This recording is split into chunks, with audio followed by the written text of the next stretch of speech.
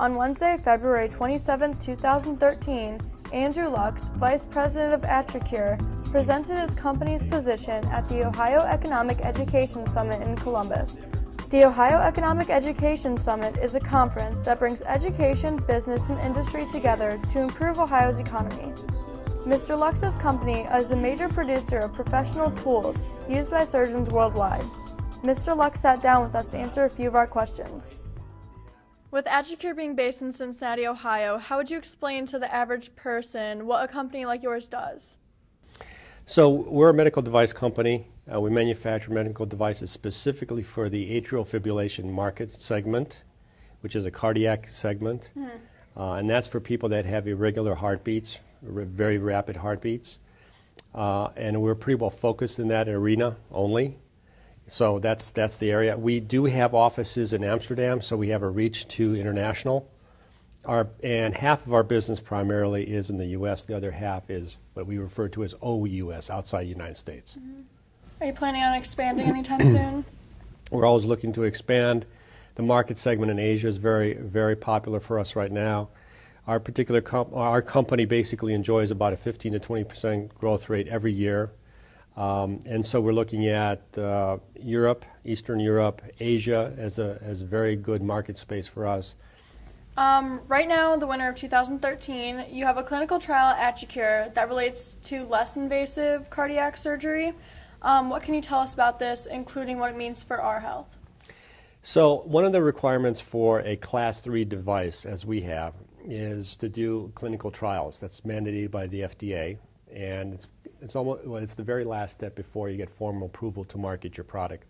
It's to make absolute sure that your product is efficacious and that any secondary, any ill effects of any drug, whether it's a drug or device, are well known and well documented. And so we go through a very rigorous test. In this particular case, we have developed products for minimally invasive approach. And we're working with a number of surgeons for them to test that approach out.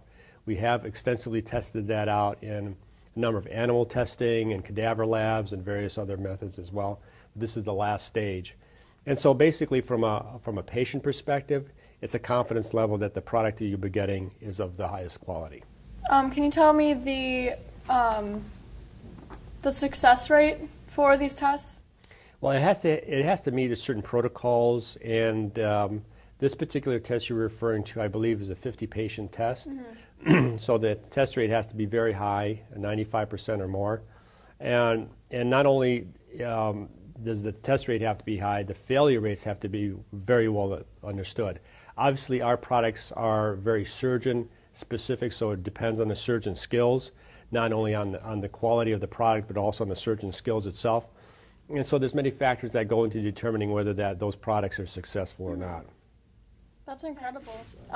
According to the Centers for Disease Control and Prevention, heart disease is the leading cause of death in the United States.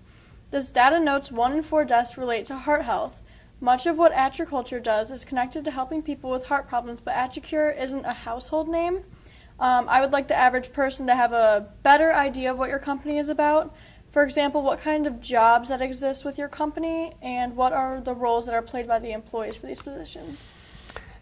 You're right. We're a small company relative to some of our competition, but we're growing very, very well. And that's because this disease state that we are addressing is starting to be recognized by a larger population of cardiothoracic surgeons. And so, it is a growing area. It's a more recognized medical area, and the solution set that we bring with our products are being recognized as being very efficacious. The type of jobs that we employ, we have roughly about anywhere from 300 to 350 employees worldwide, of which about 50 or 60 of those are assemblers, very high skilled assemblers. And typically we'd like to have those assemblers have at least a bachelor's associate's degree. And then we have a number of engineering degrees from biomedical engineers, electrical engineers, software engineers as well. And bachelor's degree and master's degrees are folks that we would be interested in talking with relative to potential openings. And that's then on the logistics side, because logistics is so important. The cost to distribute our product could be just as expensive as it is to produce it. And so we really look to interview logistics experts. People that have logistics background and degrees are very important. And then you got the whole marketing piece, the communication piece. From a marketing perspective, marketing is usually upfront product marketing kind of work, as well as communication, what I call the tail end of marketing. So there's a wide range of job opportunities that we are constantly kind of searching for. How often would you say that these positions open up? Well, in our case, since we are growing on a regular basis, we're expected to grow because our investors are buying stock with the idea and with a clear understanding that we're going to continue to grow. So those job openings come forward all the time.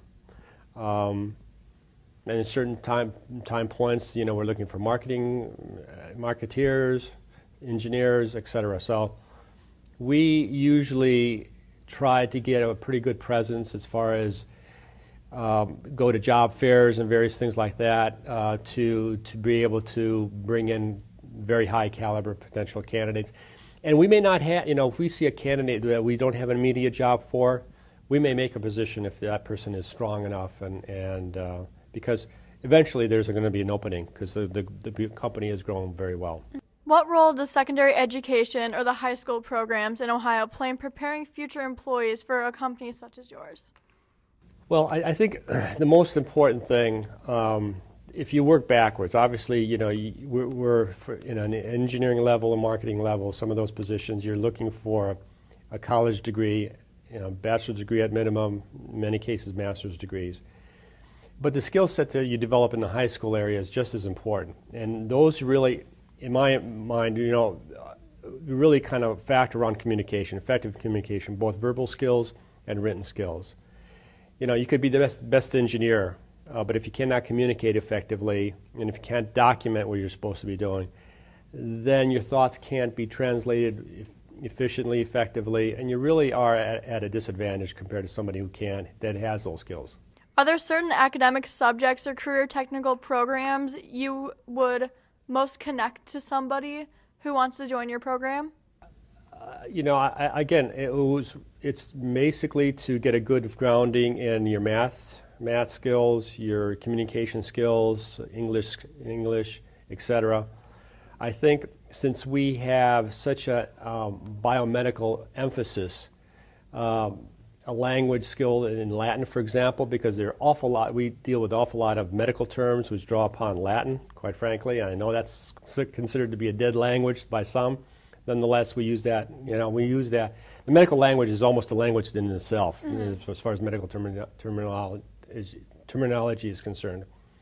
So I would say that if you can really understand and get some good grounding in effective writing skills, effective communication skills, good math skills, the rest of that you could probably pick up in your college years. Ability to understand and read and comprehend what you're reading, because you're going to be constantly, even if once you graduate, whatever degree you have, you're constantly learning. I mean, I've got a number of advanced degrees, and I still keep reading books and staying on top because the technology is changing so quickly. Well, back when you were my age or in high school or in college, did you see any personal skills that you picked up from? Well, what's really big now right now, because you can't be an expert in everything, is team balance skills or team skills. In my generation, if you were good at something by yourself, that was pretty good. But nowadays, you're always in a team environment, whether it's in an engineering program or on a marketing initiative or whatever that happens to be. You're launching a new product, you're figuring out how to roll it out, you're part of a distribution team, and so the word team is constantly there. So to be able to work effectively in a team environment is something that is very important. I think you pick that up in team sports and various kind of things that you learn and you do extracurricularly from your high school things. I think that would be a very good thing to kind of acquire.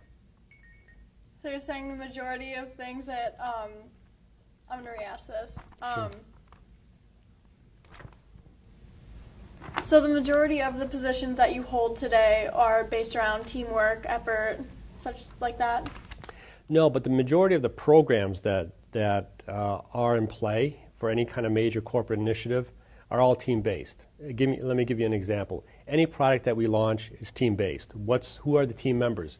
You got quality, you've got the engineering group. Even though it's a new product, you're going to have your engineers, but you're going to have regulatory people there, you're going to have quality people there, you're going to have marketing people there, you may even have an IT person there, because if it has something to do with IT kind of situations. So that dynamic is always on a team base. We're looking at a new facility because we're expanding so much. There's a whole team around defining what the requirements of that new facility are, the look, the aesthetics, all that stuff. Marketing programs are all team-based. So, a lot of the initiatives are a team-based group, and to be able to function effectively within a team environment is very critical. Okay, that completely makes sense. What advice could you offer to a student who would want to join your organization? Well, I think be very good at whatever you pick. Really like it, because there's a good chance whatever you study in college, you probably won't stick with that. I studied material science, and I went through a very formal program and got my master's and doctorate in material science. And I ended up in the biomedical field, just indirectly. But I do use many of the principles. The heat, mass, and fluid flow technology that I learned in that thing translates to other areas. So my only recommendation is whatever you're into, be very good at that. You'll be recognized. Your path and your career path is always one of growing. You're always going to be challenged to grow and try new things, and do that. And seek people out that will allow you to expand. Seek people out that will allow you to fail. And I don't mean that you should fail all the time, but give you the opportunity to stretch yourself. And if you do fail 1 time out of 3, that's okay, because you'll learn something in your failures. You'll learn a lot in your wins, but your failures you'll probably learn more so. So if you've got a business boss or in a business environment or something that allows you to have that capability, I would definitely look towards that direction. And what would you offer to their teachers? To always instill in them the ability to learn, to be able to have a sincere interest, to be able to acquire knowledge on a continuous basis, no matter how old you are or what career path or how high in a position you are. There's always something to learn. And so if you have that headset, if you have that perspective, I think you'll never grow old out of your position, because you'll be kind of staying ahead, because things are evolving, things are getting more and more fast-paced. Technology is always, new things are always coming around, and new techniques and ideas are being implemented. So, I would instill an attitude of continuously driving improvement, self-improvement, and continuous improvement. What are your hopes for your industry over the next 10 years? Well, I think the U.S. medical device arena is one of the best in the world, and to stay ahead and to maintain a #1 leadership position is a very difficult one to do, and that requires a lot of political kind of activities where you're working with the governments to make sure that the environment in the United States is conducive to allow for new innovation, effective innovation, but very aggressive innovation as well, and cost-effective innovation. So my hope is that we have that environment in this country to allow us to drive our technology, be allowed to drive it, to sometimes take risks, calculated risks. Any new technology, there's always risk, and I'm not saying that it should be unnecessary risk where it compromises a patient, but one that allows you to try new things in a very controlled environment, and so that will maintain, the United States to be still the #1 provider of medical services. Your company, AtriCure, how would you want that to positively impact the people in the future?